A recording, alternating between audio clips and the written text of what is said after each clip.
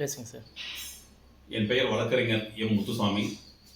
தென்னிந்திய நுகர்வோர் பாதுகாப்பு சங்கம் என்ற சங்கத்தினை தமிழக அரசின் அங்கீகாரம் பெற்று 1998 முதல் நடத்தி வருகிறேன். பொதுநலன் சார்ந்த சில பிரச்சனைகளை மாவட்ட நிர்வாகத்தின் கவனத்துக்கு கொண்டு சென்று அந்த குறைகளை தீர்க்க பாடுபட்டுருக்கேன்.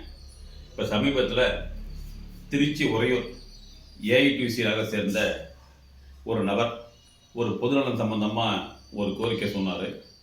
அதாவது அவங்க வீட்டுக்கு பக்கத்தில் சன்ரைஸ் அப்படிங்கிற ஒரு தொண்டு நிறுவனம் 18 வயதுக்கு உட்பட்ட குடிபோதையில் ஈடுபடும் நபர்களை திருத்துவதற்கான அல்லது தங்க வைப்பதற்கான ஒரு மையத்தை அங்கே தொடங்கியிருக்கிறாங்க.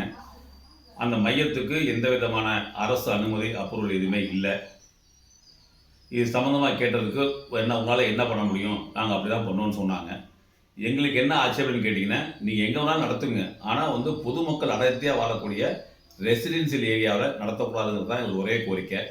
இந்த கோரிக்கையை வலியுறுத்தி நாங்கள் மாவட்ட ஆட்சித்தலைவர்கிட்ட ஜிடிபியில் புகார் மனு கொடுத்துருக்கோம். மாண்புமிகு தமிழக முதல்வருடைய தனிப்பிரிவு, DGP of police, IG of police Trichy, commissioner of police Trichy அவங்ககிட்டையும் புகார் மனு கொடுத்துருக்கோம். இது சம்மந்தமாக ஒரே ஒரு டைம் மட்டும் உறையூர் காவல்துறை என்னன்னு கூப்பிட்டு கேட்டாங்க. சமூகத்தில் பார்த்தாங்க, மாநகராட்சி பார்த்தாங்க. ஆனால் அந்த சட்டவிரோதமாக செயல்படும் அந்த மையத்தை அகற்றுவதற்கு அதிகாரிகள் எந்த நடவடிக்கையும் எடுக்கலை.